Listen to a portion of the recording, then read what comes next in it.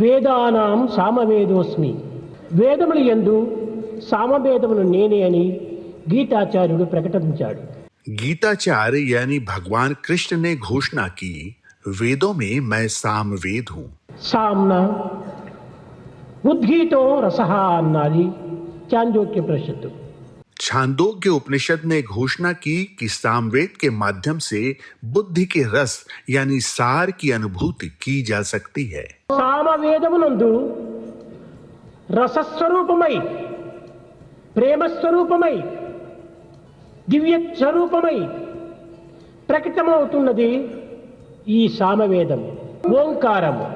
ओंकार को प्रेम स्वरूप, रस स्वरूप और दिव्य स्वरूप के रूप में सामवेद में प्रकट किया गया है. ఉద్గీతమనగా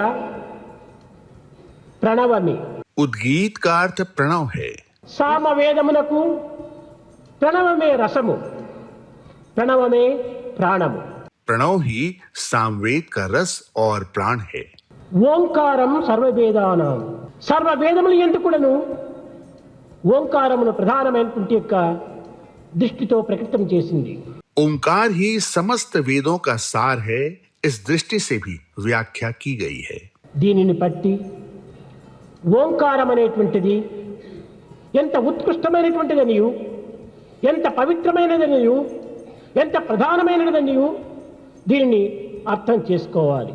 ओंकार की उत्कृष्टता, पवित्रता और उसकी प्रधानता को समझना चाहिए. అక్షర ప్రపంచమునందు ఏకాక్షరమైనటువంటి యొక్క ఓంకారమే సర్వాక్షరములకు నిరూపింపజేస్తున్నది. इस जगत में एक अक्षर ओमकार सभी अक्षरों का आधार है. ప్రణవము పరమాత్ముని యొక్క పర్యాయ పదము. प्रणव परमात्मा का ही पर्याय है, यानी समानार्थी है. ఇట్టి ప్రణవ స్వరూపమైనటువంటిదే సామవేదము. सामवेद प्रणव का ही स्वरूप है. ఇట్టి సామవేదమును వ్యాసులు జైమిని మహర్షికి మొదలు బోధించాడు. महर्षि व्यास ने सबसे पहले ऋषि जैमिनी को सामवेद का बोध ज्ञान कराया. కానీ అతడు తన శిష్యులకు, ఆ శిష్యులు తమ శిష్యులకు ఈ శిష్యంగా అభివృద్ధిగాంచి ఇది అనేక శాఖలుగా రూపొందినది. ऋषि जैमिनी ने उसे अपने शिष्यों को सिखाया और फिर उन शिष्यों ने अपने दूसरे शिष्यों को सिखाया और इस तरह एक समय के पश्चात सामवेद का कई शाखाओं में विकास हुआ.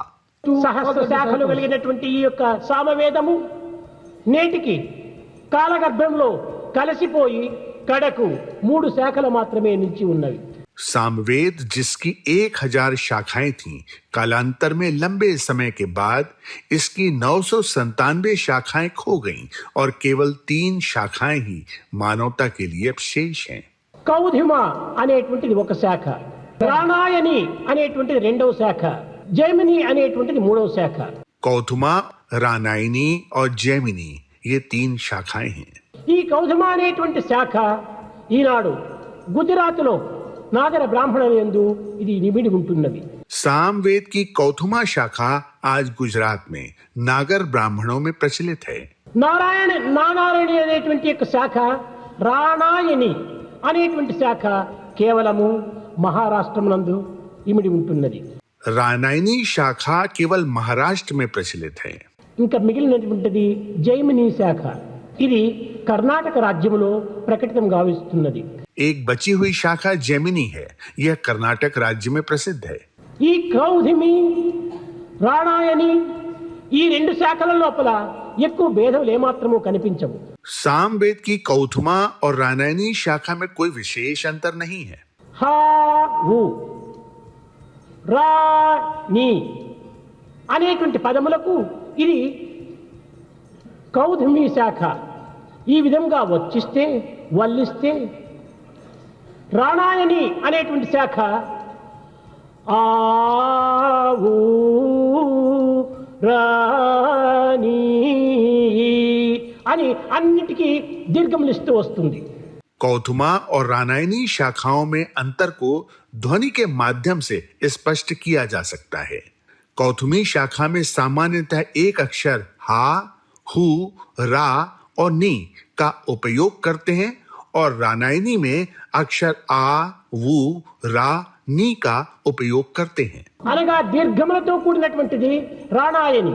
ఇది కేవలం కొన్నింటికి మాత్రమే దీర్ఘంనిచ్చి మరికొన్నింటిని కేవలం స్వల్పంగా పలికేటువంటిది కౌధిమి.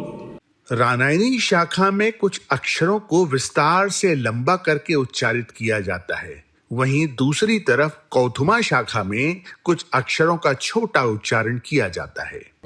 ఇంకా జైమిని అనేటువంటి యొక్క శాఖల యందు ఇది ప్రధానమైనటువంటిది. ఇది చిన్న శాఖయే అయినప్పటికీ విశాలమైనటువంటి యావత్ ప్రపంచమునకు కూడాను ఒక గాన రూపం లోపల దీనిని అమర్చబడినటువంటిది. जैमिनी शाखा प्रधान है और छोटी शाखा है, किंतु वह संपूर्ण संसार में बहुत उपयोगी है क्योंकि वह विस्तृत है और गीतों के रूप में संगठित की गई है। దీనిలో రెండు విధములు ఉంటున్నవి, अर्चनी గానము అని రెండు. इसके दो प्रकार हैं, वो हैं अर्चनी और गानमु। ఈ గానము లోపల నాలుగు విధములు ఉంటున్నవి. गानमु में इसके 4 प्रकार या 4 विधाएं हैं। గ్రామీణ గానము అనగా పల్లెల యందు, ఆరణ్యక గ్రామము అనగా అరణ్యములందు గానము చేసేటువంటిది, మూడవది ఊహా గానము, నాలుగవది ఊహ్యా గానము. गांवों में ग्रामीण गानमु यानी ग्रामीण गान प्रसिद्ध है। अरण्यक गान वे गीत हैं जो वन में गाए जाते हैं। तीसरा है उहा गान यानी कल्पना से गीत गाना, और चौथा है उख्या गान यानी मन के अंदर गाना। ఈ పల్లెల యందు పూర్వకాలమునందు నిత్య జీవితము లోపల ఏదో ఒక పర్వదినముల యందే కాక మిగిలినటువంటి దినముల యందు కూడాను పంటల యందు, కోలాటముల యందు, గొబ్బెళ్ల యందు దీనిని ఈ విధంగా ఉపయోగిస్తూ కొన్ని కలుపుల యందు, కోతల యందు కూడాను ఈ గానములు పాడుతూ ఆనందాన్ని అనుభవించేటువంటి వారు. पुराने समय में गांवों में न केवल अपने दैनिक जीवन और त्योहारों में बल्कि कई विशेष अवसरों और उत्सवों पर, जैसे कि फसल की कटाई, खेतों में बीज की बुआई और संक्रांति के अवसर पर लोग ये गीत गाते और खुशी मनाते थे।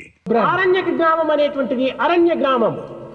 ఈ అరణ్య గ్రామంలో గానము లోపల పశువులు మేపుకుంటూ సమ్యక్ గానము గావించుకుంటూ అనగా నిర్భయముగా కంఠము ఎత్తి పాడుకుంటూ ఈ యొక్క కాలమును ఆనందంగా అనుభవిస్తూ వచ్చేటువంటి వారు. अरण्यक गान में वन और खुली जगहों में बिना डर के पूरी आवाज से गीत गाए जाते थे, क्योंकि पशुओं को घास चराने बाहर ले जाया जाता था। लोग हमेशा की तरह गीत गाते और आनंद प्राप्त करते थे।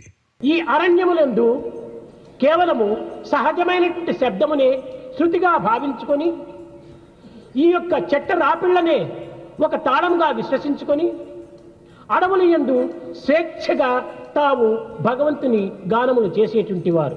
अरण्यक गान में जो लोग इन गीतों को गाया करते थे, वे इन्हें स्वाभाविक रूप से प्राकृतिक लय के साथ वृक्षों और पत्थरों का झांझ मंजीरा बनाकर और गाकर ईश्वर की प्रशंसा में गाने का आनंद लिया करते थे।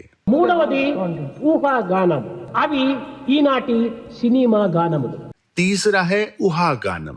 इसकी तुलना आज के सिनेमा के गानों से की जा सकती है। ఎట్లనగా సినిమాలో ఏడుస్తూ ఉండినట్టుగా ఊహించి ఈ ఏడుపు పాటల లోపల అన్నట్టుగా కొన్ని ఏడుపును ప్రకటింపజేసేటువంటివిగా ప్రదర్శిస్తూ ఉంటుంటాయి. सिनेमा के गानों में ऐसी ध्वनि उत्पन्न की जाती है जो दुख के समान होती है। ये ध्वनि गीतों में भाव उत्पन्न करने के लिए जोड़ी जाती है। కానీ నిజముగా ఏడుపు లేదు, ఏడుపుగా ఊహించి ఏడ్చినట్టుగా వినిపించే రీతిగా గానము చేయటం. वहाँ कोई रोना धोना सच में नहीं होता, इसकी केवल कल्पना होती है कि कोई रो रहा है और वही गीतों में जोड़ा जाता है, केवल यह दिखाने के लिए कि कोई रो रहा है। वो ऐसा ही प्रभाव देता है। నవ్వునట్టుగా ఊహించి అది కేవలము కృత్రిమమైనటువంటి నవ్వుగా ఇతరులకు ప్రకటితం చేసేటువంటివి. इसी प्रकार ऐसी कल्पना की जाती है कि कहीं कुछ हंसी है और इसे दूसरों को दिखाने के लिए फिल्माया जाता है, लेकिन यह केवल बनावटी होता है। ఉద్రేకంగా ఊహించి ఆ ఉద్రేకము పరులపైన ప్రకటింపజేసేటువంటిది. इसी तरह उद्वेग या अशांति की एक भावना की कल्पना की जाकर पर्दे पर दिखाया जाता है और ये भाव दर्शकों को महसूस भी होता है। ఇందులో నిజముగా చూసిన ఏడుపు కానీ ఉద్రేకం కానీ నవ్వు కానీ లేదు, ఇది కేవలము ఊహాగానములే. वास्तव में ना तो वहां कोई रोना है, ना ही हंसी है, ना ही कोई उद्वेग है। वे केवल ऊहा गानमु है। ఊహాగానమనగా తాను అనుభవించి తాను తాదాత్మ భావన పొంది తాను ఆనందించి తద్వారా ఇతరులకు కూడా ఆనందపరిచేటువంటి గానములు। चौथा है उख्या गानमु। इस प्रकार के गाने में पहले अनुभव किया जाता है, कोई तादात्म्य यानी एकत्व के भाव का अनुभव किया जाता है, आनंद का अनुभव किया जाता है और फिर दूसरों में आनंद फैलाया जाता है। ఇలాంటి 4 విధములైనటువంటి గానములను ఈ సామవేదము ప్రపంచమునకు అందించినది। सामवेद ने इन 4 प्रकार के गीतों को दुनिया में वृहद रूप से अर्पित किया है। ఇవన్నింటికి ప్రధానమైనటువంటిది ప్రణవం। वह एक जो इन सभी का प्रधान आधार है वह प्रणव है। ప్రణవము లేని స్థానము లేదు। ऐसा कोई स्थान नहीं जहां प्रणव ना हो। ప్రణవము వినని కాలము లేదు। ऐसा कोई समय नहीं जब तुम प्रणव को नहीं सुनते।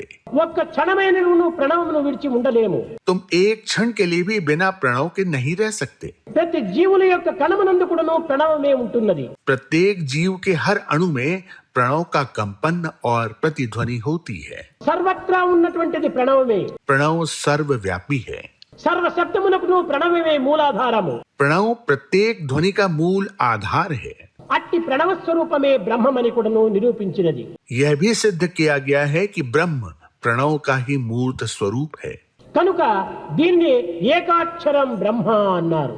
इसलिए प्रणव को एकाक्षर ब्रह्म के रूप में वर्णित किया जाता है। ఏమిటి ఆ ఏకాక్షరం? ఓం ఇత్యేకాక్షరం బ్రహ్మ। ఆ ఓం అనేటువంటిదే ఇదే బ్రహ్మస్వరూపము। అది ఒక్క అక్షరమే బ్రహ్మస్వరూపం అన్నారు। ब्रह्म का वह एक अक्षर स्वरूप क्या है? वह ओम है। केवल एकाक्षर शब्द ओम को ब्रह्म का स्वरूप कहा जाता है। ఏ తర్వాత ఓం అనేటువంటిది బ్రహ్మం అనేటువంటిది కేవలం పర్యాయ పదములే కాని రెండును ఒక్కటే అభేదమైనటువంటివి। इस सब का सार यह है कि ओम और ब्रह्म पर्यायवाची हैं। इन दोनों के बीच कोई अंतर नहीं है। ఓం ఎట్ల సర్వవ్యాపి అయి ఉన్నదో సర్వత్రా నిండి ఉన్నదో అదే విధంగానే బ్రహ్మ కూడాను సర్వత్రా సర్వవ్యాపకుడై ఉంటున్నాడనేటువంటి సత్యాన్ని మనం గుర్తించాలి। आज हमें इस सत्य की अनुभूति करना होगा कि जिस प्रकार ओम सर्वव्यापी है, ब्रह्म भी सर्वव्यापी है। ఇది ఈ విధముగా ఉండగా అయమాత్మ బ్రహ్మ అనేటువంటిది కూడా మరొక పదం వచ్చింది। एक दूसरा वचन यह भी है कि अयम आत्मम ब्रह्मा। ఈ ఆత్మ అనేటువంటిది కూడాను బ్రహ్మస్వరూపమే। आत्मा भी ब्रह्म का दूसरा स्वरूप है। కనుక ఓం బ్రహ్మ ఆత్మ ఈ మూడు కూడాను అభేద స్వరూపములే। इसलिए ओम, आत्मा और ब्रह्म अभेद हैं और इन्हें एक दूसरे से पृथक नहीं किया जा सकता। ये एक ही हैं। समस्त लोक